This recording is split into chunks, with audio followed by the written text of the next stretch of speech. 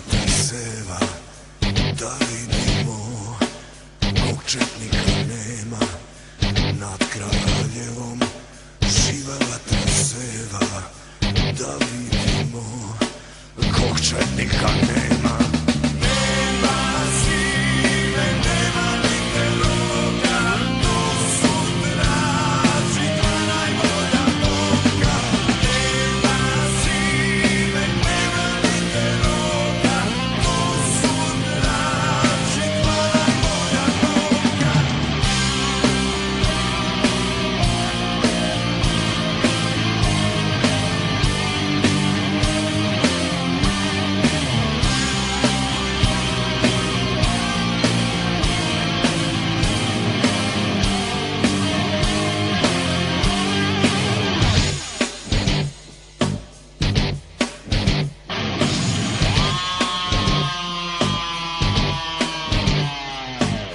Našeg zimu ubili su Nemci, presekli ga mitraljevski meci.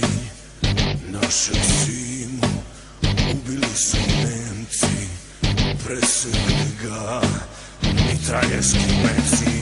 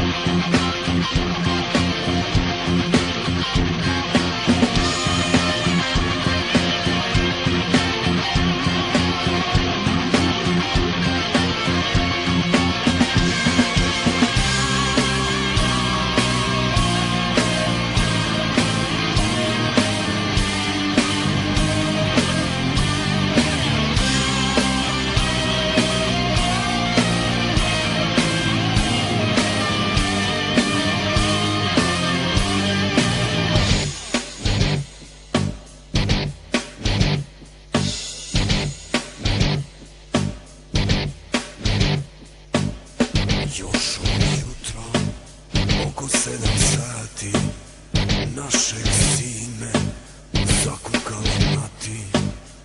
Još ujutro, oko 7 sati, našeg sine zakukala mati. Tako zimo, tako mili sine, tako Srbin za slobodu gine. Spavaj mirno, moje milo dete, četnici će tebe da osvete. Jovan Dučić, Blago cara Radovana o rodoljublju. Da li patriotizam znači samo čovekovo toplo osjećanje za zemlju u kojoj je rođen? Ili patriotizam znači pre svega vrelo ljubav za narodnu tradiciju i jezik? Po reči patrija, dragi moji gledalci, odista bi patriotizam značio osjećanje za tlo svog plemena, ali po reči rod, od koje smo mi Srbi napravili lepu reč rodoljublje, to osjećanje bi značio ljubav za tradiciju i jezik. Uostalom, ovo oboje izlaze na jedno isto, pošto se i plemensko tlo obeležava granicom duhovnom, a ne fizičkom. Stvarno, otadžbina nije ni tlo, ni pleme, ni jezik, nego kolektivni duh jednog naroda. Dobroveče, dragi gledalci, u emisiji 8. rata podela se voditelj Milan Petrović. Večeras ćemo pričati o vremenu kad se taj kolektivni duh našeg srpskog naroda strašno razarao, o vremenu kad je granica između istine i laži, između morala i nemorala, između pravde i nepravde bila skoro nevidljiva, o vremenu kad savest nije bila smetnja i o čovjeku koji oslikava najbolje to vreme, o intelektualcu, oficiru, levičaru, republikancu, ravnogorcu, Dragiši Vasiću. I moj dragi i ugledni gost, moj dragi prijatelj i kolega, dr. Miloš Timotijević će biti gost na večerašnju temu o Dragiši Vasiću. Skoro je napisana knjiga s vaše strane Dragiša Vasić i Srpska nacionalna ideja. Dobroveče, kolega Timotijević, dobrodošli u emisiju. Hvala što ste me pozvali. Evo, posle ovog uvoda, čini mi se kad sam sad citirao Jovana Dučića i Blago cara Radovana i ove reči, kad kažemo granica između, o vremenu kada je granica između laži i istine i morala i nemorala, između pravde i nepravde skoro nevidljive, kad savest ne mora da bude smetnja, kao da pričamo o današnjem vremenu. I baš zato bih hteo na početku da vas pitam, gospodine Timotijeviću, vi ste se u svom nekom naučnom radu najviše bavili proučavanjem istorije Drugog svjetskog rata, pogotovo sukoba četnika i partizana. Evo da objasnim gledalcima zašto smo pustili na početku Goro, Gora, zelena, simbolizuje Balkanski i Prvi svjetski rat, i na kraju nad kraljom živa vatra seva, simbolizuje Ravnogorski pokret, zato što i Dragiša Vasić, i ne samo Dragiša Vasić, i Draža Mihajlović, i Mladen Žujević, pomenuli ste, i mnogi ljudi koji su bili i dobili odlikovanje Prvog svjetskog rata, iznali slavu i čast ove zemlje koja se zove Srbija, su bili i u Drugom svjetskom ratu uglavnom na strani i odbrani te iste zemlje koja se zove otadžbina Srbija, kako rekao lepo Jovan Dučić. Ali ono što bih vas pitao, pošto ste se bavili najviše tim sukobom, šta je to što je dan danas smetnja da se objektivno, krajnje objektivno, bez, ajde sad kažem, emocije, bilo šta, sagleda sa naučne strane taj sukob između jedne i druge struje, koja evo konačno pre nekoliko godina je priznato da su dva antifašistička pokreta, i danas nama to smeta, i danas pogotovo druga strana koja je 70 godina bila jedina priznata da je antifašistički pokret, zamera da ova druga nije, iako je legalno priznata bila antifašistički pokret. I dan danas, kako je rekao to pisac Dušan Kovačević, mi Srbi se delimo na Srbe i Srbe. Šta je to što dan danas nama smeta i da li to može da bude, boga mi, gospodine Timotijeviću, i neka klica budućeg sukoba u budućnosti između nas samih Srba, upravo ova priča koju večeras govorimo? Pa najprej da kažem da je Dragiša Vasić bio dobar prijatelj sa Jovanom Dučićem. Oni su puno vremena provodili zajedno. Jovan Dučić je u emigraciji u Americi tokom Drugog svjetskog rata napisao puno toplih reči o Dragiši, koji u to vreme bio čiča broj 2, zamenik generala Mihajlovića, u okupiranoj zemlji. Problem četnika i partizana i građanskog rata i podele koje postoji u našem društvu ne može se brzo završiti. Možemo očekivati da će u nekoj bliskoj budućnosti, kada sećanje na Drugi svjetski rat počne da bledi, a stručnjaci koji se bave kulturom sećanja kažu da posle 80 godina od nekog događaja nastaje potpuni prekid sećanja na taj period, možemo očekivati smirivanje strasti. Međutim, mnogi akteri na domaćoj i međunarodnoj sceni, kažem međunarodnoj, pre svega mislim balkanskoj političkoj sceni, nisu zainteresovani da se taj sukob smiri. Pre svega mislim na sve bivše republike socijalističke Jugoslavije, koji su svoju državnost pa i naciju formirali upravo na tom mitu o četničkoj izdaji, o velikosrpskoj hegemoniji, eksploataciji u Kraljevini Jugoslaviji, u jednom nenarodnom poretku, koji je 1941. godine sa ustankom komunista i partizanskom borbom srušen, i onda je stvoreno jedno društvo pravde, svetlosti i napretka. Postoji mnogo aktera, znači pre svega u bivšoj Jugoslaviji i na unutrašnjem planu, koji žele da zadrže taj mit. On jeste iskrivljen, ali donosi jednu konkretnu dnevno-političku korist. I zato će on biti veoma žilav i teško će se u javnoj istoriji, znači onome što ljudi prepričavaju, o čemu govore na javnim mestima, teško će se i neće tako brzo da nestane. Kada je u pitanju akademska istorija, tu možemo reći da je već početkom 80. godina, kada je u pitanju Srbija, taj partizanski mit počeo da se dekonstruiše i do 90. je dekonstruisan, da bi 90. godina nastalo puno knjiga, članaka i svega ostalog, što je jasno, objektivno i slobodno pričalo i objašnjavalo šta se to događalo tokom Drugog svjetskog rata. Međutim, akademska istorija je ograničena na uzak krug ljudi i nema uticaj na takozvanu javnu istoriju. Mislim da je prvi profesor Branko Petranović počeo što jeste. Pa da pomenemo već Jovana Marjanovića, koji je 63. godine napisao knjigu Ustanku u Srbiji, koja je, kada bi se danas čitala iz nekih levičarskih krugova, bi sigurno bila proglašena za pročetničku. Pa i Venceslava Glišića moramo pomenuti. Naravno, oni su ostali verni toj dogmi partizanskoj, ali su uvek naglašavali da je postojao jedan drugi pokret koji nije bio fašistički, koji je imao kolaboraciju i tako dalje. Tako objašnjavali su te uzroke, iako su bili na strani partizana. A sa Brankom Petranovićem počinje jedna ozbiljna dekonstrukcija svega, iako je Petranović bio takođe na strani partizana. Inače, 76. godine, kada se pojavio jedan zbornik posvećen Srbiji u Drugom svjetskom ratu, u Ustanku i Drugom svjetskom ratu, koji govori o srpskim partizanima, to je zasmetalo tadašnjoj komunističkoj nomenklaturi i u Srbiji i Jugoslaviji. Jer bilo koji pomen Srba, uključujući i u propartizanskim tekstovima, za njih je bio problematičan. Bio je problematičan zato što su smatrali da je bilo koja srpska nacionalna ideja za njih opasna, uključujući onu koja je sastavni deo partizanskog pokreta. Najbolji primer za to je baš taj Jovan Marjanović, profesor istorije na Filozofskom fakultetu, i Dobrica Ćosić, koji su 68. godine istrani centralnog komiteta Saveza komunista Jugoslavije, jer su se zalagali za srpske nacionalne ciljeve, kako je to uopšte moglo da bude u socijalističkoj Jugoslaviji. To mi sad posjetiste na kad drugim komunistima smetaju i srpski komunisti na Kordunaški proces neposredno posle rata, gde su mnogi srpski komunisti stradali zato što su zalagali, jer Kordun je bio čisto srpski. Pa i posle rata 3 ministra u vladi komunističke Hrvatske, Republike Hrvatske, koji su bili Srbi, su imali prigovore na to da se jednostavno čisti srpski elementi i da samo hrvatski nacionalni element ima prostora u Hrvatskoj. Vladimir Bakarić na to nije reagovao, nego ih je 48. su trojicu ladno poslao na Goli otok, jedan je tamo i ubijen, jedan se 91. preselio u Šabac i uskoro i umro prirodnom smrću, drugi je u Beogradu umro prirodnom 2011. Strašne stvari, to ste potpuno u pravu.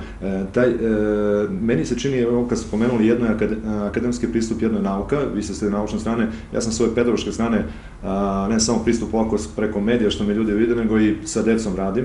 I ono što glavno jeste i kod ljudi sa ulice, ovako običnih ljudi, naše narodu koji nas večeras nadam se gleda, a ne Rusiju i Egipat, jel, fudbal, pošto pričaju da je danas aktualno svetsko prvenstvo, i narod koji sa ulice i one deci koji pričam, vidi se tačno dolaze od kuća, najviše ih zanima ta priča četnici partizani, ili recimo kada vas taksista u ulici zaustavi, pa kada vas prevozi pa vas pita koju sad istoriju predeš, ne misli sigurno na Sokrata, ne misli sigurno na antičku Grčku, ne misli sigurno na Egipat ili na srednji vek, nego misli na istoriju četnika i partizana. Pa to nije čudo što je tako. Apsolutno. I samo bih vas tu pitao, koliko, a vi ste to sigurno nalazi u nauci, koliko su i vaše kolege sa naučne strane, onih zadnjih 70 godina, očigledno radili reviziju istorije, zarad neke ideologije, zarad politike, koliko to imalo i dan danas ima loše posledice ovde po nas u našem ponavljanju istorije uvek u gorem vidu, kako to kažu Englezi, ili kako rekao, našao sam negde naš čuveni akademik Tudor Rosimović, da mi ličimo na ribu koja se uvek hvata na isti mamac, on kaže na istog crva. Očigledno da smo uvek ulazili, ili što rekao, aj sad kad citira književnika Matija Bećković, 45. smo ušli u pogrešan voz i sad su sve pogrešne stanice. Kada je u pitanju javna istorija, naši ljudi su ispunjeni jednim duhom, konstitutivnim mitom socijalističke Jugoslavije koji se temeljio na osudi velikog srpskog hegemonizma. I četnika Draže Mihajlovića, generala zapravo Mihajlovića, koji se zalagao za parlamentarnu monarhiju i liberalni politički poredak. Četnici su bili najvažniji protivnici partizana i borba protiv njih nije završena 45. godine. Oni su ritualno ubijani i proganjani i posle 45. godine, svake godine kroz komemorativne svečanosti, kroz spomenike, kroz mnoge druge stvari. Ali da se mi vratimo našem junaku, Dragiši Vasiću, koji je upravo iz tih razloga potpuno uključen u srpske kulture. Dragiša Vasić je pre svega umetnik, književnik, romanopisac, pripovedač, esejista, kritičar, urednik, on je bio i advokat, i pravnik, i akademik, oficir, pa na kraju i ravnogorac, angažovan intelektualac, koji je i pored svoga ugleda i bogatstva i uticaja uvek birao da žrtvuje sebe i svoju porodicu. To nije morao da radi. To je veoma retko da intelektualci krenu putem sopstvene žrtve, putem rizika. I dan danas. Veoma je retko i kod nas i u svetu. Dragiša nije bio takav čovjek. Prvo da kažemo kada je on rođen. Evo, ja bih se zamolio da taj deo njegove početne biografije i pre svega počnemo s jednom, jer on je toliko bogata ličnost, i vojna, i politička aktivnost, i književna aktivnost, i intelektualna aktivnost. Ja bih počeo od te vojne, ali vi ste mi rekli pre emisije da počnem malo od njegove porodice, a ja bih zamolio samo reći da nam pusti adekvatnu pokrivalicu sa slikama iz balkanskih Prvog svjetskog rata, da je on bio vrlo aktivan i reći bio. Ali vi počete od početka, što kažem. Dragiša Vasić je rođen 2. novembra 1885. godine u Gornjem Milanovcu. To je jedan od 5 datuma njegovog rođenja, a imamo i 5 varijanti njegove smrti. Zašto ne možemo da proverimo kada je rođen? Nemci su 1941. godine spalili Gornji Milanovac, spalili su i rodnu kuću Dragiše Vasića, uništena su sva dokumenta, spalili su i crkvu i sve knjige venčanih, rođenih i umrlih. Tako da mi ne možemo proveriti kada je tačno Dragiša Vasić rođen. Postoji niz podataka koji su rasuti mnogim dokumentima, a i tu ima 5 varijanti njegovog rođenja.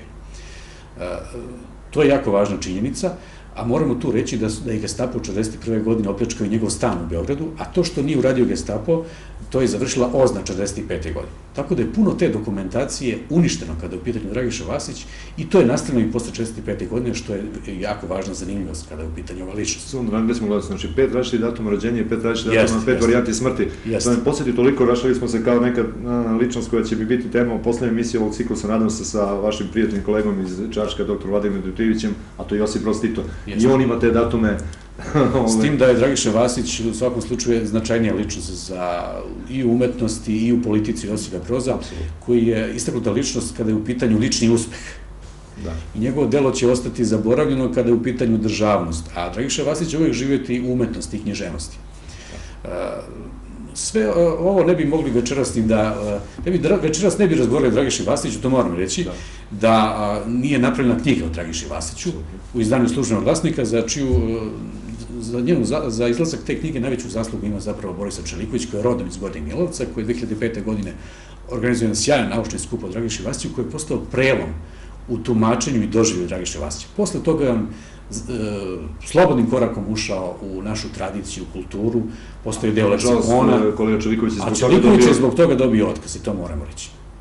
Tako da Dragiša Vasić ne samo što je bio tragična ličnost, nego je na neki način obeležio mnoge ljude koji su pokušavali da rehabilituju njegovu ličnost, pre svega kao umetnik i kao čoveka.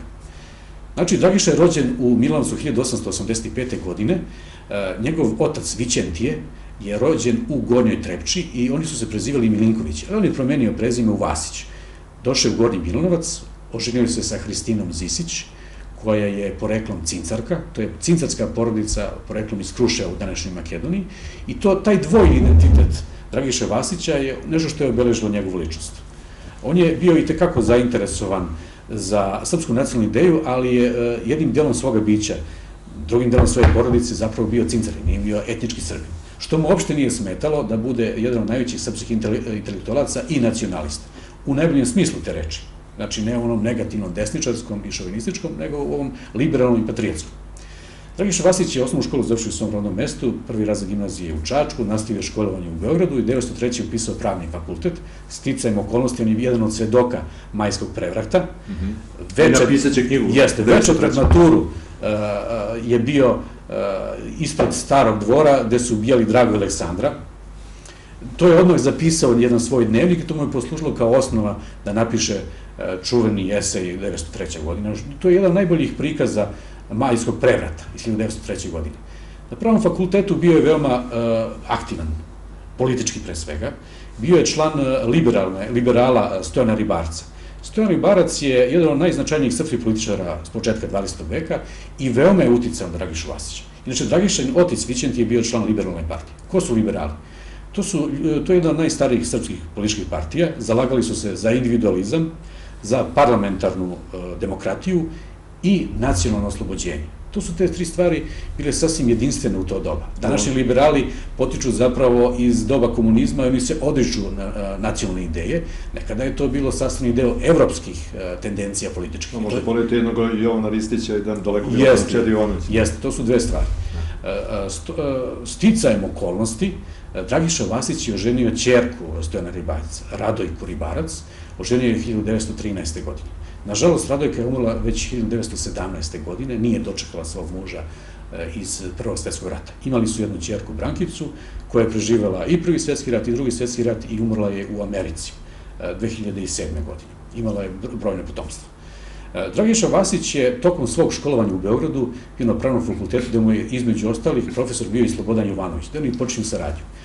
Kao student bio veoma aktivan politički, uključujući i demonstracije protiv tadašnje vlasti, protiv zloupotreba radikala, a naročito protiv kompromisa sa Bugorima u Makedoniji. Te demonstracije nisu bile samo pacifističke, često su bile i nasilne, pa je bio optužen za jedan oružani incident u Beogradu u kafani Ruski car, gde se fizički sukobio sa Bugarima koji su došli u Beograd, a koji su zapravo bili bugarske komite, koji su se pre toga hvalili uspesima protiv Srba u Makedoniji. Dragiša Vasić i njegovi liberali su smatrali da je Makedonija isključivo srpska zemlja. Nikada se nisu slagali da to može da se preda Bugarima. Dragiša Vasić je imao i svoje familijarne obzire zato što su Zisići iz Kruševa. Nikako nije mogao svoju ujčevinu pokloniti Bugarima. Stara Srbija. Tako je. I on je 1907. završio fakultet, vratio se u svoj Gornji Milanovac, službovao je tu u sudu, zatim u Čačku, pa u Beogradu, odslužio je u vojsku, bio je u Francuskoj gde je usavršavao se u pravima, položio advokatski ispit i otvorio advokatsku kancelariju u Milanovcu. Sa 27 godina on je krenuo u prvi Balkanski rat u činu potporučnika, pešadničkog potporučnika.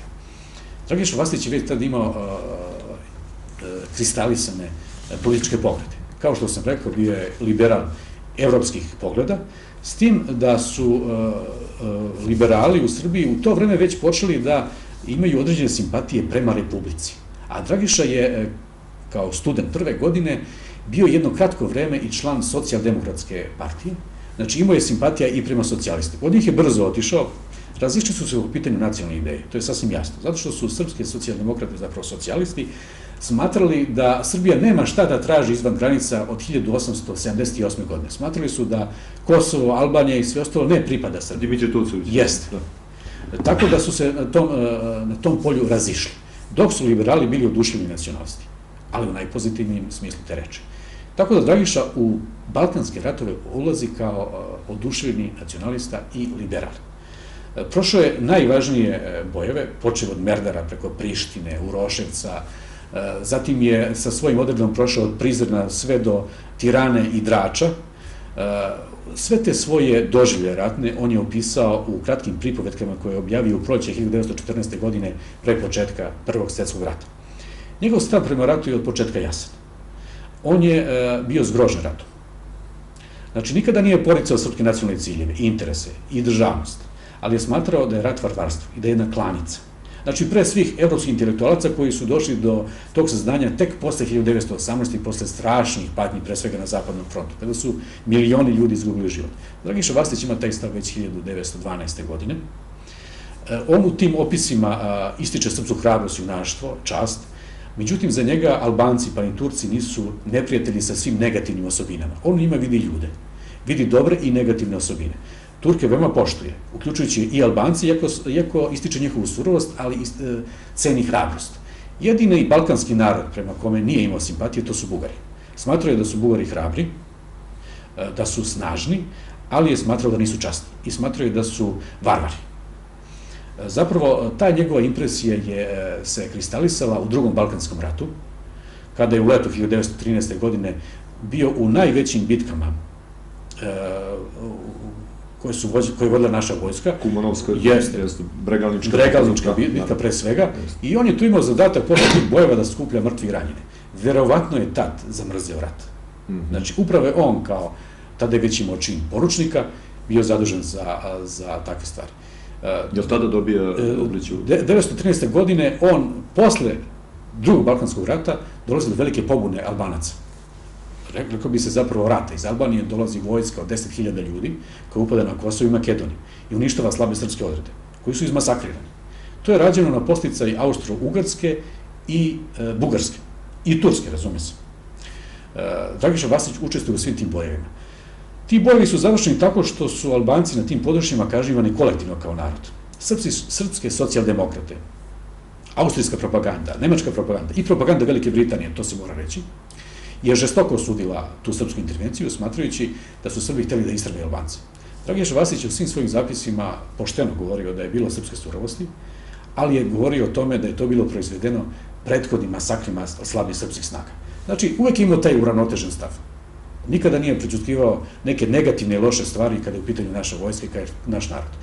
On je za zasluge u Prvom i Drugom Balkanskom ratu i svim drugim bojima dobio prvu zlatnu medalju za hrabrost, Obilićevu zlatnu medalju za hrabrost u decembru 1913. godine, kada je dobio čin kapetana. 1914. godine je jedan kratak period mira, on je već oženjen čovek, vreme provodi u Gornjem Milanovcu i u Beogradu, i tada objavljuje u Politici niz kratkih priča vezanih za balkanske ratove i potpisuje se kao Dragiša Vasić. To nije njegovo kršteno ime, on je zapravo Dragomir Vasić, ali mu je nadimak Dragiša i tako se potpisivao i mi ga danas pamtimo kao Dragišu. On je zapravo Dragomir Vasić. To je njegovo kršteno ime i to se ime može naći u dokumentaciji. To ponekad buni i pravi određene nedoumice i velike probleme istraživačima života i rada Dragiše Vasića.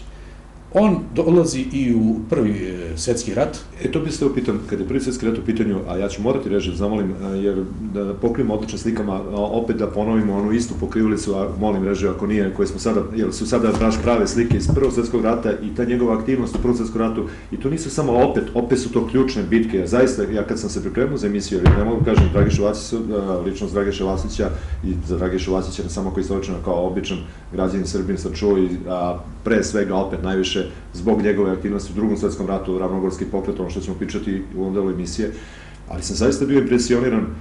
Čovjek je učestvovao, znači vi ste sami sad pomenuli, Miloše, Komunalska, Breganička bitka. Nije bio u Komunalskoj bitci. Znači nije, Breganička bitka. Znači on je bio, rat je počeo kod Merdara, pa je napredovao prema Prištini, prema Uroševcu i Prizrenu. A od Prizrena je zatim krenuo prema Tirani i Draču. A sami zamislite sad drugi svjetski rat? Ali sistem okolnosti nije bio u Kumanskoj bitci, bio je nekim drugim bitkama kada je u pitanju prvi balkanski rat. A kad je Prvi svjetski rat u pitanju Kolubarska bitka, Albanija, povlačen preko Albanije, Krv, Solunski front. Dopustite da vam kažem gde je još bio u Prvom svjetskom ratu, jako važno. Sad uzmite dok idu ove slike Prvi svjetski rat i Solunski proces. On je znači već bio u bici na Seru, bio na položajima kod Šapca. Znači najstrašnije bojeve je tu prošao. Zatim, kada se završila ta bitka, on je učestvovao u onoj operaciji naše srpske vojske koja je prešla u Srem. On je prešao kod Obrenovca i taj deo naše vojske ima uspešne operacije. Nažalost, onaj drugi kod Šapca koji je prešao doživio je katastrofalan poraz. Oko 7.000 ljudi je izgubilo život za 2 dana. To je strašno. Strašno je što se desilo. Zatim je učestvovao u Kolubarskoj bitci. To je bilo sve 1914. godine. U proleće 1915. godine on dobija drugu zlatnu medalju za hrabrost Miloš Obilić i dobija čin rezervnog kapitana prve klase. 1915. godine učestvuje u herojskoj odbrani Beograda i to moramo reći. To je najslavnijih delova naše istorije. Samo Jovan Gavrilović. Jeste. Nije bio u njegovoj jedinici, ali učestvovao u tim bojevima. Zatim se povlači preko cele Srbije, dolazi do Prizrena ponovo, i njegova jedinica odlazi prema albanskoj obali. Sve te događaje on je opisao u svojim pripovetkama, u jednom sjajnom delu Karakter i mentalitet novog pokolenja, gde je posle Prvog svjetskog rata branio srpske nacionalne interese i dokazivao da mi nismo ušli u balkanski Prvi svjetski rat iz nekakve nacionalne mržnje, već iz nekakvih odbrambenih razloga, ne prećutkujući negativne osobine svoga naroda. Sticajem okolnosti, opet ratnih okolnosti, njegova jedinica se među prvima iskrcala u krv. Pošto je odlično znao francuski jezik, on je zapravo bio zadužen da sa francuskim mornarima i vojnicima iskrcava srpsku vojsku na krvu. Tako da je on iskrcao sve vojnike i sve izbeglice. Tako da je video tu najstrašniju patnju našeg naroda. Malo ko je video to umiranje i ono što su preživjeli naši vojnici, kao što je to uradio Dragiša Vasić. I on je to svedočanstvo o tome ostavio u svojim delima. Na Krfu on ostaje jedno vreme i tu je uspostavio prijateljstvo sa pukovnikom Antićem, kome je ostavio puno Crnorukcem, čuvenim, jednim od najvažnijih ljudi koji su učestvovali u Majskom prevratu, kojem je ostavio niz podataka vezanih za Majski prevrat, što je on kasnije uneo u svoju knjigu 1903. godine. Tu je on uspostavio bliske kontakte sa Crnorukcima koje nije cenio zbog njihovih uplitanja u politiku posle 1903. godine. On kao liberal i čovjek koji se zalagao za parlamentarnu demokratiju nije trpeo da vojska, da pretorijanci upravljaju jednu državu, već da to radi sam narod. Međutim, posle 1915. i 16. godine je uspostavio bliže kontakte sa tim ljudima, razumeo sve njihove postupke i cenio njihov patriotizam i spremnost za žrtvu, iako se nije slagao sa njihovom političkom praksom. Kasnije odlazi na Solunski front, međutim, zbog svih, on je više puta ranjen. On je ranjen više puta tokom svih ovih, i nije više bio za službu na samom frontu, ali učestvovao i dalje u ratu i on je bio u sudskom odeljenju na Solunskom frontu. Jako ga je pogodio Solunski proces protiv Apisa, koji je dobrim delom bio iskonstruisan, gde su... A to je bio njegov rođak, čini mi se malo... Jedan od njegovih rođaka je dalje bio upleten uz to, ali nije to bilo odlučujuće. Zapravo bio je zgrožen time da se sudski proces odvija na taj način da se putem torture iznuđuju priznanja određenih ljudi i da se konstruiše optužnica kako bi se zadovoljili određeni politički ciljevi. To je ono što ga je potpuno odvojilo od Karađorđevića i što ga je ohladilo prema monarhiji kao obliku vladavine. Posle toga on i mnogi drugi srpski intelektualci postaju odlučni republikanci, a Dragiša Vasić je odlučni protivnik Karađorđevića kao dinastije. Inače, on je kao čovek iz Gornjeg Milanovca, iz zapadne Srbije, baštinio tradiciju Obrenovića. I smatraju da su oni zaslužniji za srpsku nacionalnu ideju i državnost i za stvaranje institucija od Karađorđevića, koji su zapravo došli na gotovo posle 1903. godine i samo nastavili ono što je pre toga obličavano od Miloša preko Mihajla, Milana i Aleksandra, koji je nepravedno. On je smatrao da se Milan i Aleksandar ne mogu posmatrati kao nedonoščad i kreteni, već ljudi koji su imali pogrešne političke odluke, ali koji su izgrađivali srpsku državu i srpsku kulturu. Samo jedna malo digresija, kao da pričamo o čovjeku iz filma, verujte, sad mi pade na pamet. Da, njegova biografija je filmska. Ovo nisam pripremio, mi pada na pamet povezivanje sad dok pričate o njegovim vezama sa crnorukcima, o veze sa Apisom. A onda, posle rata u dobrim odnosima sa Petrom Živkovićem, koji je otvorio čuveni Pera Kapija, nije on baš sa njim posle rata. Nije on sa njim bio u dobrim odnosima. Postoji mnogo legendi koji je iskonstruisao Miroslav Krleža. Miroslav Krleža kao neporecivi autoritet posle 1945. godine je izmaštao mnoge stvari kada je u pitanju Dragiša Vasić i to je kasnije uneto u publicistiku, pa dobrim delom i u akademsku historiografiju, a to su pogrešni navodi.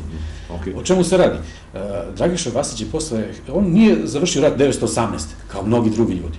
On je u vojsci bio do 1919. do kraja 1919. godine. Pošto je bio protivnik Karađorđevića, on je sprečen u napredovanju u službi. I nije dobio ni jedno više odlikovanje, osim 2 medalje za hrabrost, što mu nisu mogli oduzeti zbog lične hrabrosti. Sve ostalo mu je oduzeto. 1919. odlazi iz vojske, 1920. godine priključuje se republikancima, pokreće list Progres, gde objavljuju svoje tekstove najveći avangardni književnici, od Miloša Crnjanskog preko Vinavera i mnogih drugih, ošto se protivi tadašnjem režimu. On je bio protivnik jugoslovenske nacionalne ideje, to moramo reći. On se zalagao, isključivo kao i njegovi liberali, za srpsko nacionalno ujedinjenje, koje bi se obavljalo na demokratskoj i liberalnoj osnovi i ne na etničkom poreklu i verskoj homogenosti, jer je smatrao da je nacija zajednica jezika i osjećaja, što znači da bi u tu zajednicu ušli i muhamedanci i katolici. Ta ideja je već posle 1903. godine kod drugih srpskih intelektualaca u brojnoj grupi dobila ta jugoslovenska obeležja. Smatrali su da je Srbija isuviše mala i nerazvijena da bi mogla da objedini sve te druge narode koji su već počeli da izgrađuju svoju nacionalnu ideju. Dragiša nikada nije bio za jugoslovensku ideju, to moramo da znamo. I on se protiv toga borio. Bio je protiv toga da se austro-ugarski oficiri prime u jugoslovensku vojsku posle 1918. godine. Bio je protiv toga da se zaboravi ratno profiterstvo naših srpskih kapitalista. Bio je protiv toga da se zaboravi saradnja sa okupatorom tokom perioda 1915. do 1918. godine, jer malo ljudi kažnjeno. Bio je protiv toga da se zaborave ti mali naši ljudi koji su izneli zapravo oslobođenje i ujedinjenje, i da se potpuno zaboravi posle 1918. godine. Znači, bio je jedan ogorčen protivnik tog režima koji je nastao posle Prvog svjetskog rata. Smatraju da je nepravedan. Zato je postao republikanac, zato je bio blizak levičar. I u sukobu sa Pašićem. I u sukobu sa Pašićem radikalima, sa kojim je bio u sukobu i pre 1912. godine kao liberal. Znači, taj sukob potiče iz njegovih studentskih dana. On se protivio Pašićevom zaobilaženju demokratije i populizmu. Znači, Pašić je pravio partijsku državu. Još pre 1912. godine. To je nastavio posle 1918. godine. Skoro sam nas gledao na, mislim da RTS, naš profesor Ljubo Dimić, kaže da je Pašić bio za varijantu, sad da samo iskočim iz teme, ali kad smo kod 1918. da se pobio, znate, pričaju Kočići, gde je srpska država, a da posle toga se ujedini sa Hrvatima i Slovencima, ali je prevladao Aleksandra Karađorđevića, centralistički stav. Da, to je jedna sad druga priča. Potpuno druga priča, ali pa Pašić, zanimljiva stvar. Druga priča, a sad Dragiša je žestoko napadao tadašnju vladu, koja mu to nije oprostila. I ona ga u jesen 1912. godine, posle toliko godina ratova, a ratuje od početka, od 1912. pa do 1919. bez prekida. I to na kraju, dobro da pomenete, na severu Albanije, tako pokazuje. Poslali su ga ponovo u Prizren, da guši albansku pobunu, to nije bila albanska pobuna, to je bio čitav jedan rat, jer su Albanci sa vojskom od 11.000 ljudi upali na prostor Kraljevine Jugoslavije. 1918. 1920. Zapravo rat na prostoru Kosova, Metohije i Makedonije traje sve do početka 30. godina. To je jedno potpuno nesigurno područje. Bugari ubacuju svoje komite, a Albanci ubacuju svoje kačake. Kao i posle 1945. Jeste, znači nema tu velike razlike.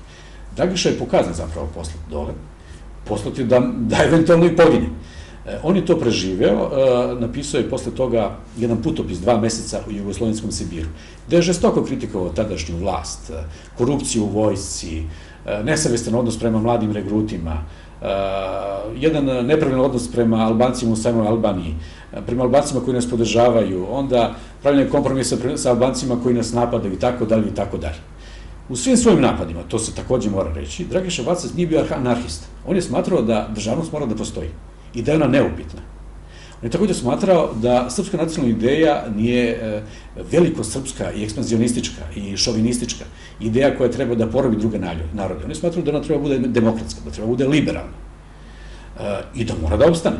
Za razliku od komunista koji su već posle 1918. godine potpuno nihilistički posmatrali Jugoslaviju, smatrajući da je ona versatska tvorevina koja treba da se uništi, dok je srpska nacionalna ideja veliko srpska. Za jugoslovenske komuniste je i pogibija Dimitrija Tucovića 1914. godine bila odraz njegovog socijal-šovinizma.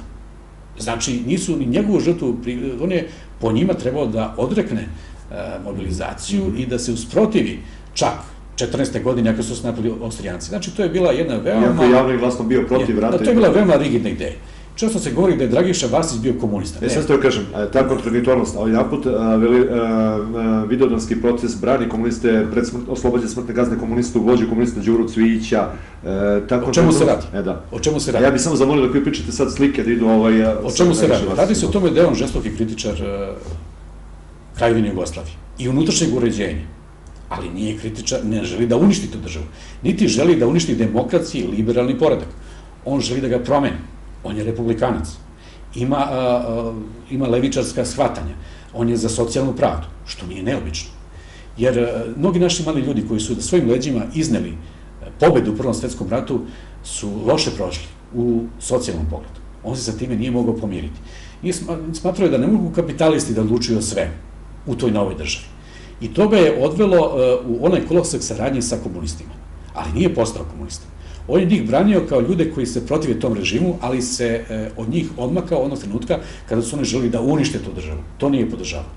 Jo, i mislio da će to brzo proći u knjizi Crvena manga, mislio da će... Pa nije on mislio, nije on bio tako naivan. Ne, on nije bio naivan čovjek. On je dobro shvatio šta se desilo 1917. godine u Rusiji carskoj. On je vidio da je to svetsko-istorijski proces, događaj prvog reda koji je izmenio svetsku istoriju. U isto vreme on je veliki rusofil.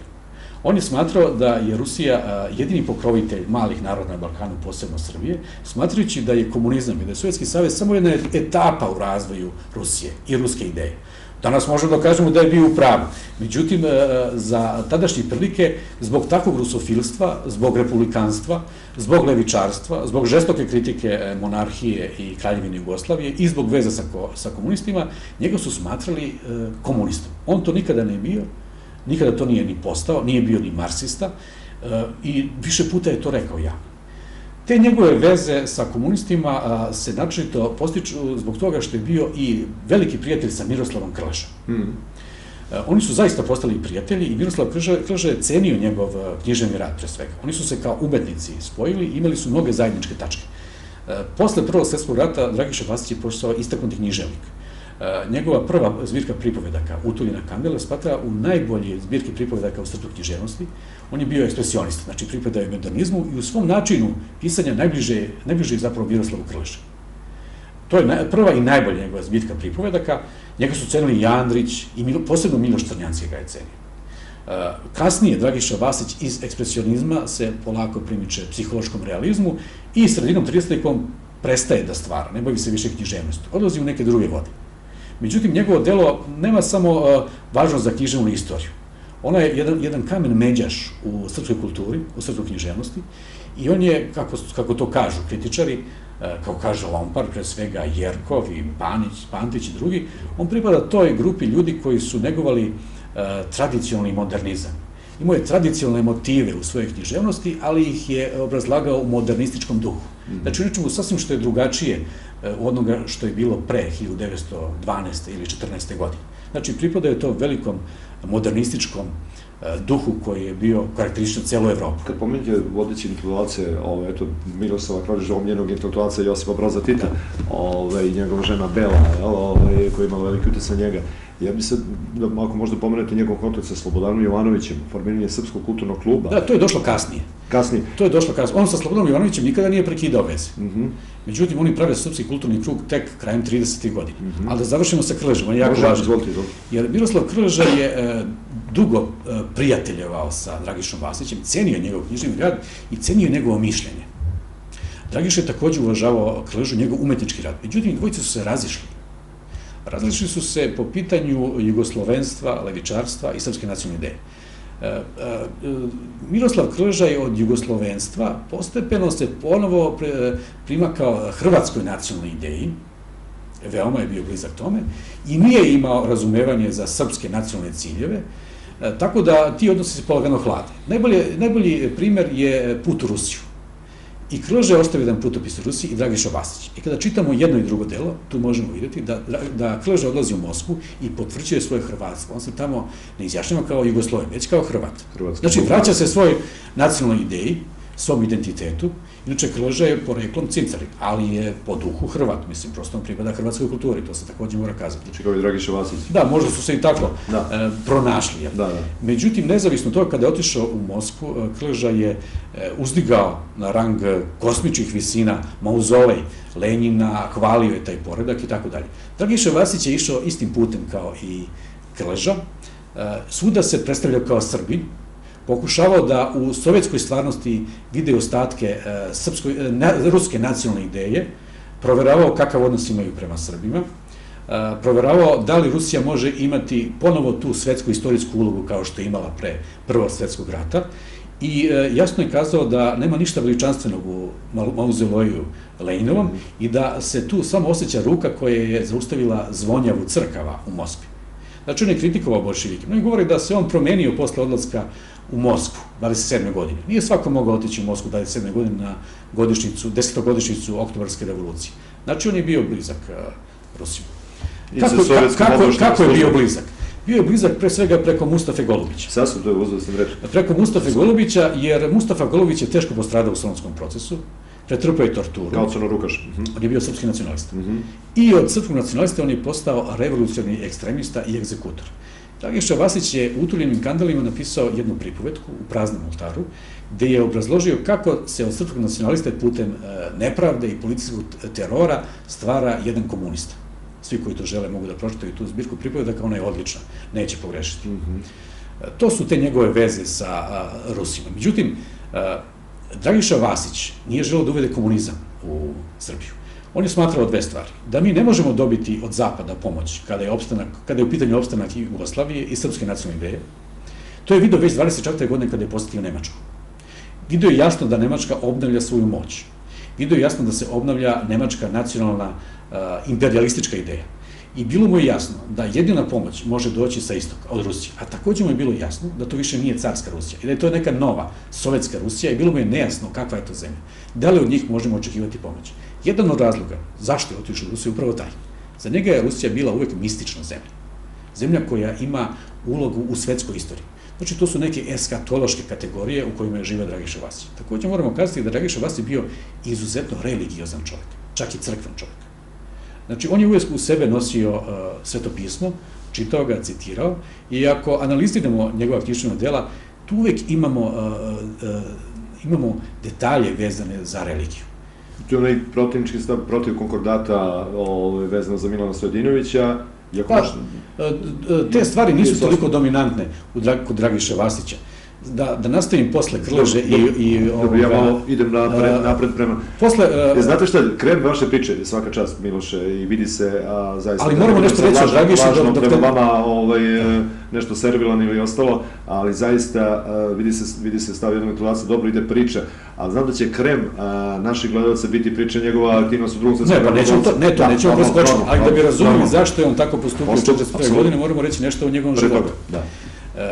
Govori se o tome da je on zastupao komuniste i kasnije. On, na primjer, branio Simu Markovića, istaknutog srpskog komunistu. Kažem, srpskog komunistu, to je čovjek koji se zalagao za Jugoslaviju, koji se zalagao za uništenje kapitalističkog poretka. Sprica Mire Markovića. On je bio matematički genij, istaknuti intelektualac. Ali isto vremeno je smatrao da se ne može Srbima prebaciti nekakav veliko srpski hegemonizam u potpunosti. Toga je koštalo glave. On je ubijen u stalinističkim čistkama. Sima Marković. Jeste Sima Marković. Sasvim je bilo drugačije to da je na primjer, on ostao na čelu KPI-u. To je jedna potpuno druga ideja u odnosu na onu koja je prevladala 20. godina. Inače, moramo i to reći, Politička partija Jugoslavija se posle osnivanja polagano, posebno posle zabrane, formirala kao jedna antisrpska organizacija. I sistemom nacionalnog komunizma kod svih nacionalnih manjina i nesrpskih naroda, ona je opstajala u političkom polju. U toj orijentaciji snažnu ulogu su imali pre svega bugarski komunisti i Georgij Dimitrov, koji je imao izuzetan autoritet u komunističkom pokretu. Bugari su zapravo zbog Makedonije potkopavali Jugoslaviju i srpsku nacionalnu ideju iz svojih sebičnih nacionalnih razloga. Istu politiku imali su i austro-marksisti. Znači, svi oni marksisti koji su bili u Austro-Ugarskoj bivšoj, a to znači marksisti iz Slovenije, iz Hrvatske, koji su takođe negovali svoju nacionalnu ideju u okviru komunističke partije, koja je trebala da bude suprotstavljena Srpskoj, jer je Srbija bila kičma te Jugoslavije. Svi sem Srba. Da, znači što je slabija Srbija, to je jača njihova marksistička ideja. Tu se on i razišao u tom polju sa Miroslavom Krležom, međutim, on je njemu činio i velike uslove, kao što je oslobodio hrvatskog komunistu Đuro Cvijić? Jeste, od zapravo smrti, putem Petra Živkovića. Međutim, nije on održavao veze sa Petrom Živkovićem, to je zapravo radio Jaša Prodanović, koji je bio šef Republikanske stranke. 29. godine ta se stranka ugasila, ali Jaša Prodanović održavao te veze.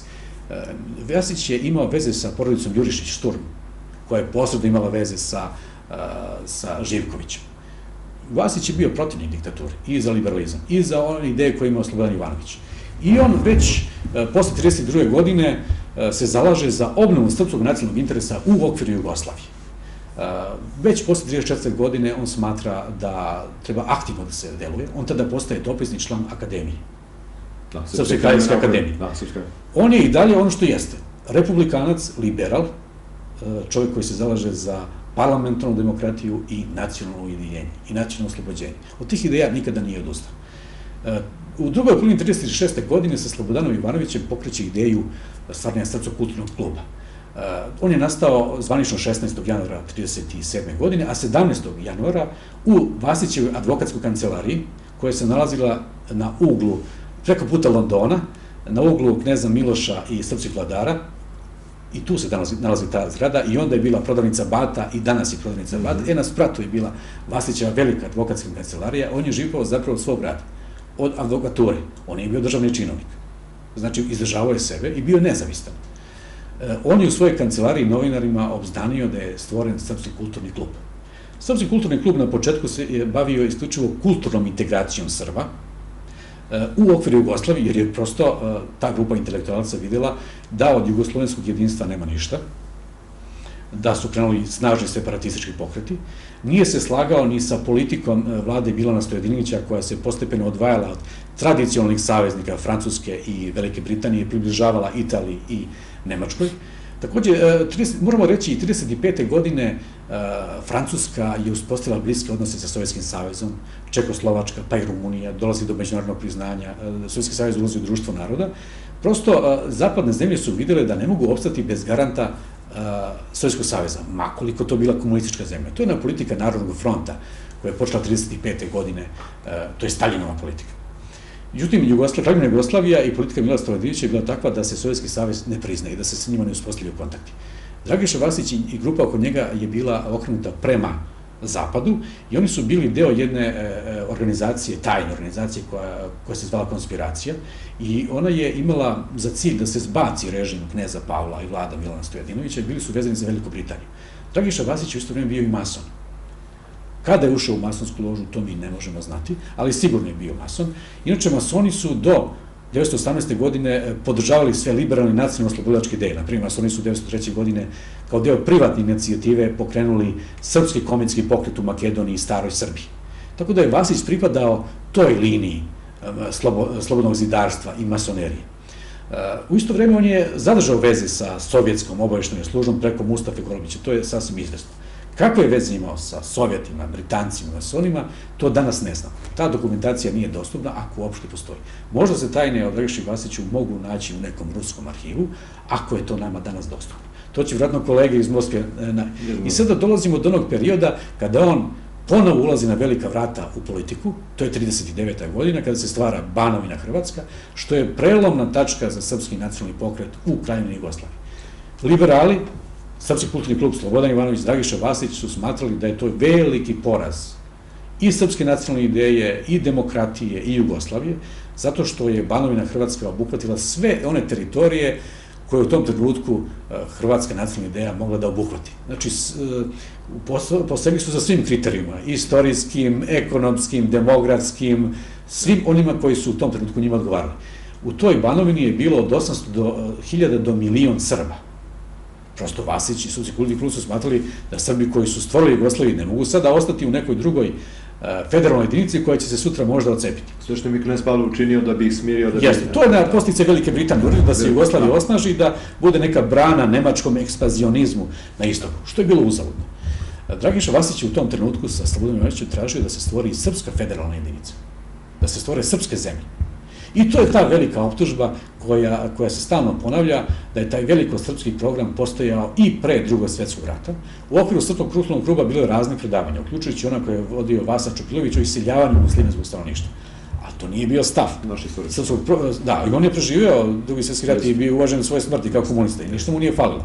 Dok je Dragiša izbačen iz sećanja srpskog naroda. Ali nije izbačen sećanja, moramo da te završiti, gledam malo i na vreme ove emisije, nije izbačen sećanja pogotovo od Drugog svjetskog rata. Sad dolazimo do Drugog svjetskog rata. Sad bi to voleo, a zamolio bi Rešu da nam pusti adekvatno slike koje... Kada je u pitanju, znači Dragiša Vasić nije izmenio svoje ideje, ni republikanske, ni liberalne pred Drugi svjetski rat. On odlazi u Drugi svjetski rat kao rezervni major. I nije hteo da prihvati kapitulaciju. Vraća se već krajem aprila sa Mladenom Žujevićem u okolinu Gornjeg Milanovca, tačnije u Gornju Trepču, u rodno selo svoga oca. Mihajlović već dolazi početkom maja na Ravnu Goru. Inače, Mihajlović, moramo to reći, nije hteo da dođe na Ravnu Goru, već na Rudnik, planinu Rudnik. Ali je stican okolnosti i zbog strateških odluka odlučio da svoj štab stacionira na Ravnoj Gori. Dragiša Vasić je brzo saznao za Mihajlovića, međutim sa njim nije uspostavio veze. I on je došao kod Mihajlovića tek posle preobražanja 1941. godine. Šta je Vasić čekao? Čovjek koji je bio eksplozivan, pun energije, koji nikad nije čekao da događaji prate njega, nego je pokušao da ih kreira. To je jedna veoma zanimljiva epizoda u njegovom životu. U to doba u Jugoslaviji, u Beogradu, je Mustafa Golubić.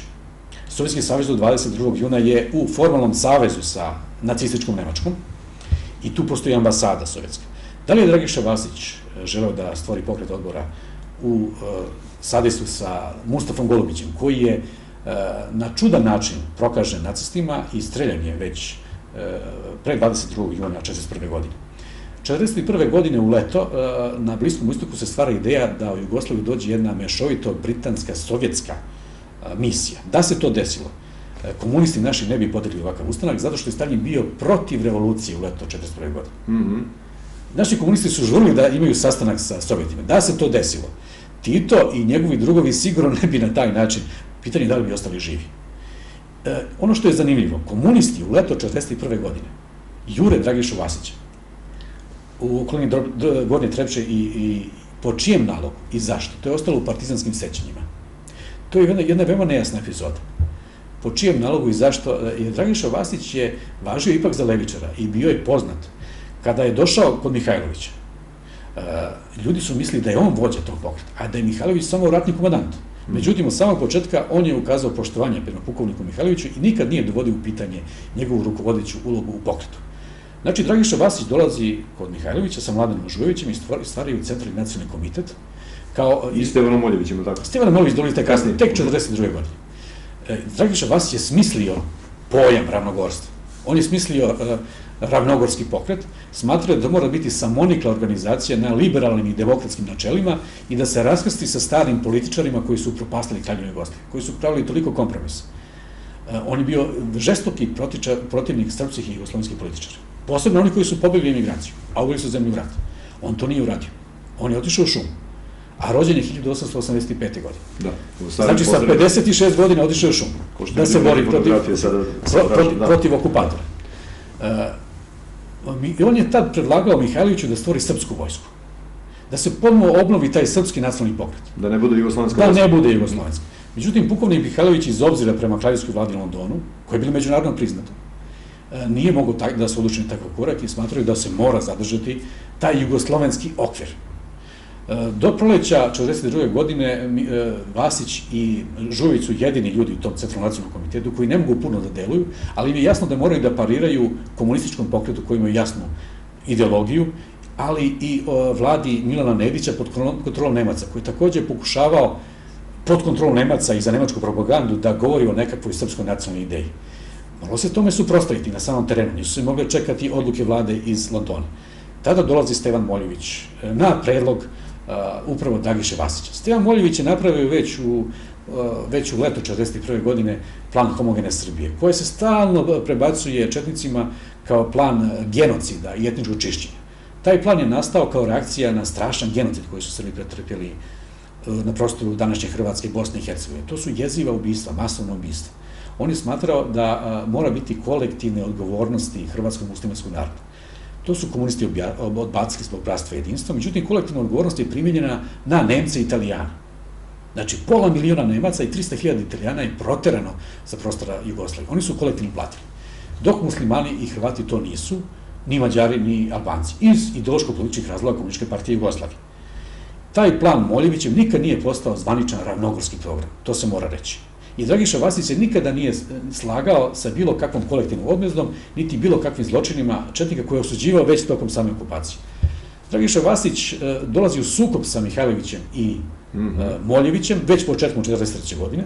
Iako je bio neki njegov zamenik, prvi, zvali se go Čiča Dragiša. Da, Dragiša Vasić je bio Mihajlovićev zamenik, on je bio na čelu tog ravnogorskog pokreta, ideolog, međutim u isto vreme je bio Čiča broj 2. Ako je Mihajlović slučajno poginuo, on bi trebao da preuzme vojstvo tog pokreta. Zašto su se oni razišli? Razišli su se zato što je Mihajlović video da general Mihajlović, jer ravnogorski pokret više ne mogu imati podršku Britanaca, video je njihovo povlačenje, smatraju da će srpski političari i u zemlji, i inostranstvu, i jugoslovenski političari ponovo organizovati novi solunski proces, ali ovoga puta ravnogorcima, i da će ih odbaciti, kao što se na kraju desilo. I on je smatrao da se mora naći nekakav kontakt sa Sovjetskim savezom i da se na taj način, ma kako to izgledalo fantastično, nađe neka podrška za srpsku nacionalnu ideju.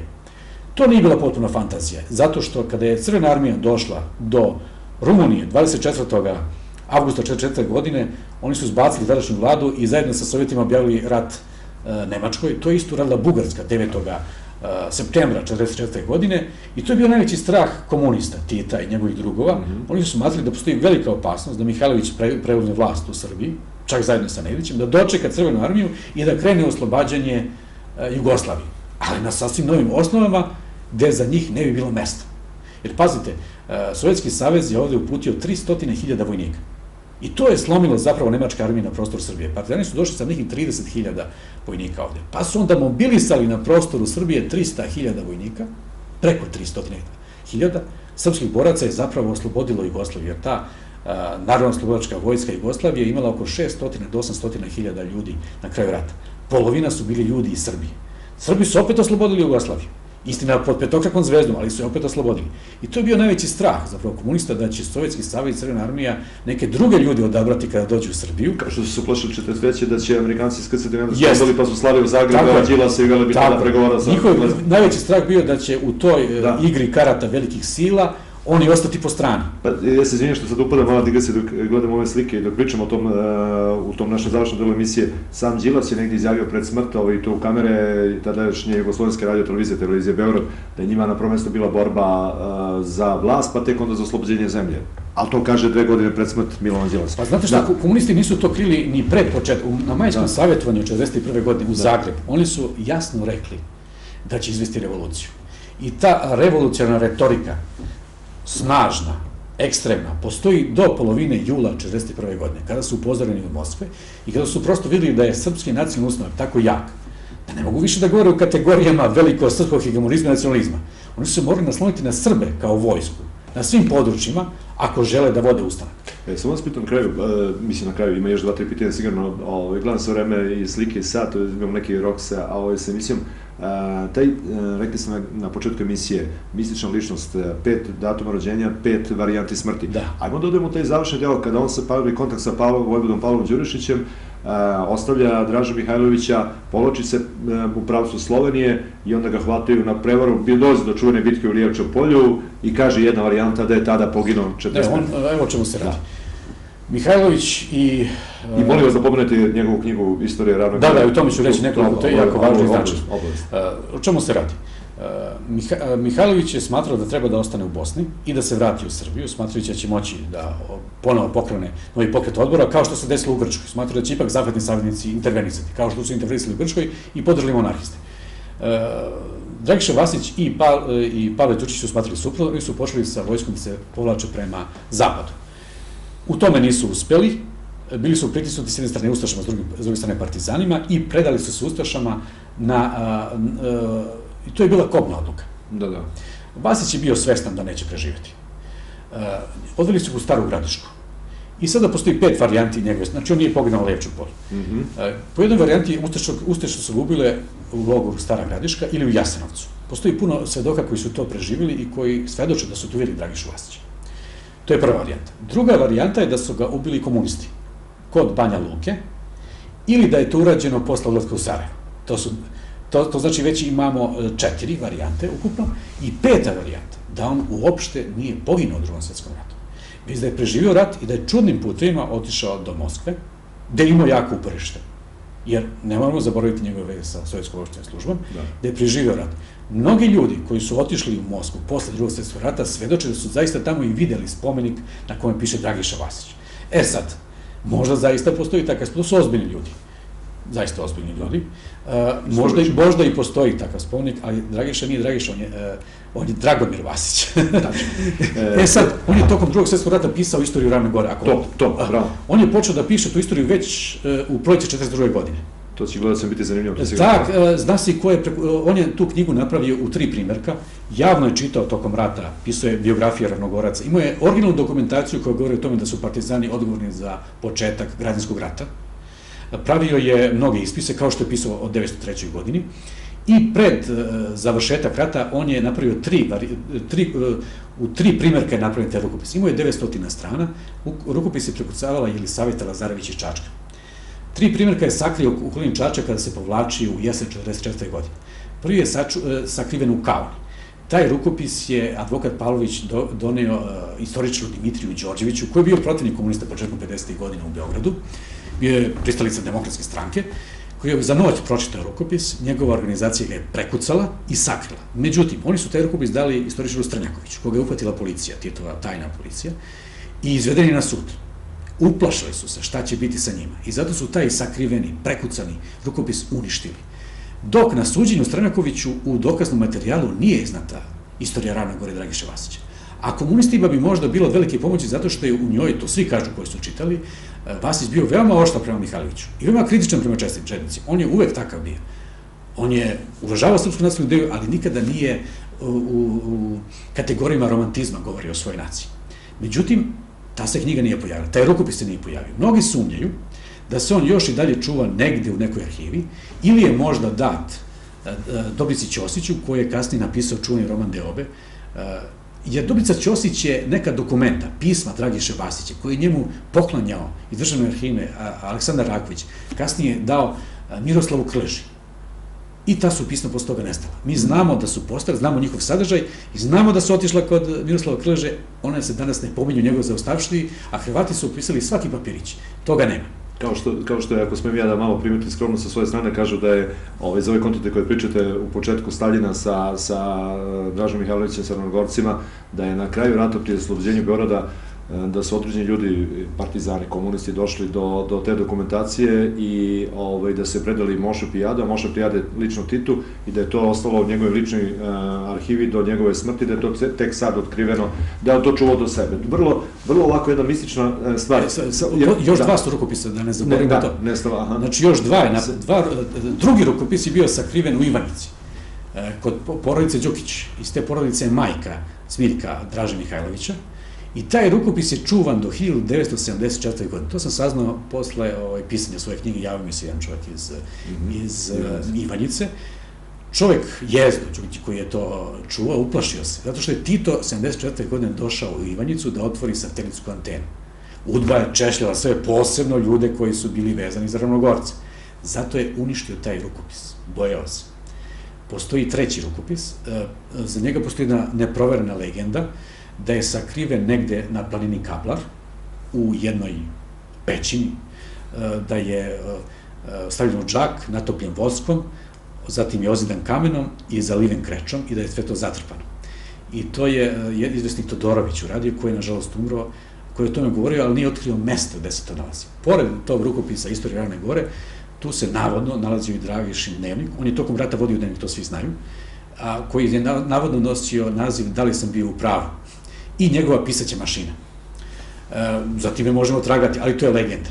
Tako da su to 3 priče o 3 rukopisa Istorije Ravne Gore. Znamo sigurno da je Titova OZNA i UDBA i DB posle Drugog svjetskog rata nekoliko decenija češljala prostor istočne Bosne i zapadne Srbije tragajući za Dražinom dokumentaciju. Mnogo toga su našli. Ako je to sačuvano, i dalje nedostupno za istraživače. Za kraj, lepo kažete, pričamo o istoriji Ravne Gore i o čoveku za koga se ni dan danas ne zna gde mu je grob i koji je velika žrtva ovog naroda i veliki mučenik i kome čak ni do kraja sa te istorijske strane još nismo odali počast i slavu.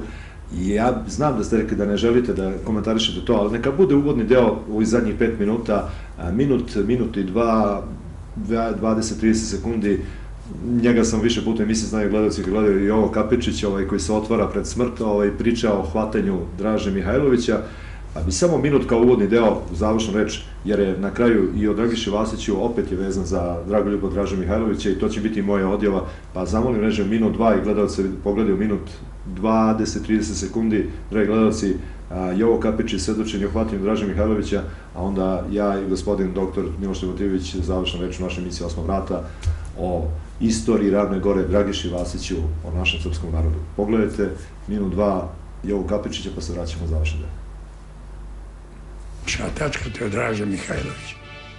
Lovi se Draža da se hvati, a UDBA imala jednog čoveka u svojim rukama, njegovog prvog pomoćnika i najbližeg saradnika, Kalabića. I kaže, ti ćeš da ideš dolje na Višegrad, Ćuprija, tamo ćeš da budeš kao šef meteorološke stanice.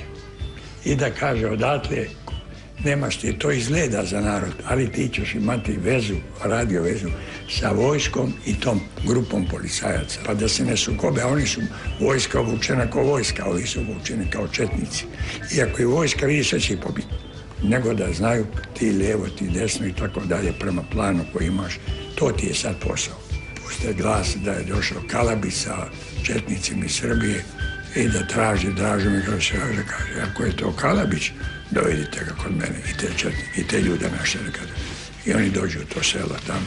Kalabić igra ulogu kao njegov pomoćnika, u stvari prihvatio za UDBU da spasi glavu, da ga izda, da ga pusti. I tako se desi 3 ure popodne. To na telefonu, alo, Marko, mi smo za Marko, Ranković.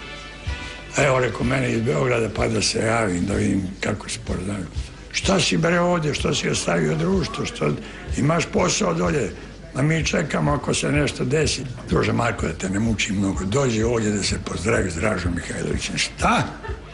Ispane mu iz ruke, kaže on, nije se ja vidio, ispane mu slušalica iz ruke. Čuli smo samo kad su ga nešto malo pitali, nije ga to niko saslušao, da je rekao sam u Srbiji može biti da vrhovnog komandanta izda njegov najbliži saradnik.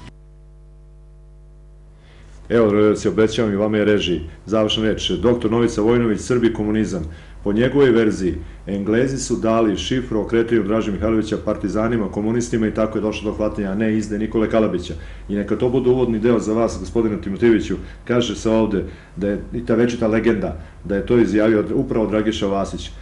Citiram njegove reči. Ako preživim ovaj rat na Istorijskom fakultetu u Beogradu, osnovaću katedru pod nazivom Katedra o izučavanju borbe i izdaje Engleza prema srpskom narodu. Da li to stoji i da li to... Pa to stoji, pazite, Englezi ni u 19. veku nisu podržavali srpsku nacionalnu ideju, zato što su uvek smatrali da su Srbi u bilo kojoj varijanti saveznik Rusije. Da li je to carska Rusija, da li je to sovjetska Rusija, to je za njih manje bitno. Važno je da se ne dozvoli Rusima izlazak na topla mora, Jadransko more. I to je njihova politika kontinuitetu, nije se menjala ni u 19. ni u 20. veku, a ni danas. Tako je da je Dragiša bio u pravu. Za mnoge stvari je bio u pravu i baš vam hvala što ste mi uličili, omogućili i gledalcima da u vreme ovog svetskog prvenstva utakmice Rusije i Egipat gledamo, da malo se vratimo na ono od čega živimo, od čega će živjeti naša deca, a bez vraćanja u istoriju nema ni budućnosti, tako. Hvala vam puno. Hvala vam što ste me pozvali. Nadam se u nekoj narodnoj emisiji, bit ćete mi gost na jesen. Hvala vam. A vama, dragi gledalci, za kraj, opet jedan citat. Biće molitva Gospodu, Goran Sultanović, njegove reči sa slikama Draže Mihajlovića, mislim da se njemu nismo odužili, i citat za kraj, jedan umni čovjek je izgovorio: iznad istorije, ovo čemu smo pričali ja i doktor Miloš Timotijević, postoji jedan duhovni svet koji nam se ukazuje kroz određene ljude i njihove postupke. Dragoljub Draža Mihajlović, molitva Gospodu. Ovo je bilo Milan Petrović i doktor Miloš Timotijević u emisiji Osma vrata. Vidimo se u sledeći, nadam se, poslednji utorak za ovu sezonu. Pozdravljam vas i pre svega uvek na kraju zbog naše dece, zbog budućnosti. Živela Srbija!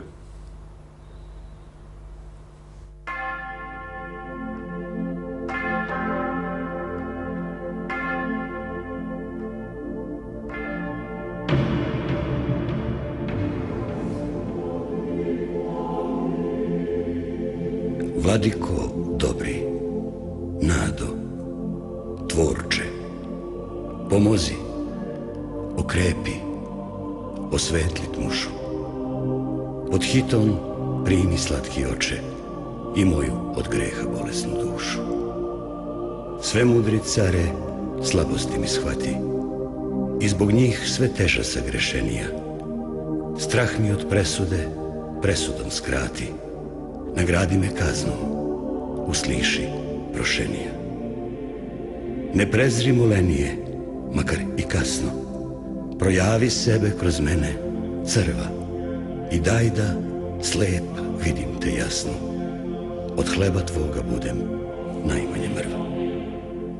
Kičmu mi ispravi krstoliki znamen, bdenijem sam dugim u pomoć te zvao, na molitvu stadoh spasonosni kamen i kapiju carstva suzom otključao. Dušegubna behu mnoga moja dela, ponovo me care usini, oprosti. Ti si sve u svemu vaseljena cela, i vidar i sudija svakoj mojoj zlosti. Da ne brazdam dno, tonem u kal, zemljani sasud prazan da bivam, već tabor vrlina penušavi val, dok imenom tvojim ja dušu omivam. Oskudan je da proslavi tebe, tvoje useljenje u dom prepun mraka. Vladaoče neba od kog tama zebe, ti si svetlo večno, trosunčana zraka. Taština mi buja, u glasu je imam, gordost venac ište, ti joj reči osudiš, ali čak i takav milost tvoju primam, na zla moja, Gospode, ljubavlju me nudiš. Satrudnik sam bio zloumlja i besa, sav u viru strasti, avet što ne spava, tek kamara krvi, kostiju i mesa, i ne lišen jedinu bogozaborava. I ne spoznah dugo kuda dušu vodim, niti šteju rane kao melem blaži. Ne umreh u sebi da se tobom rodim, niti videh stazu koja podvig traži. Tvojemu poznanju nauči me, Bože, neka je i meni sve tobom rečeno, jer jedino tako volja moja može da nadvlada zlo rađanjem stečeno.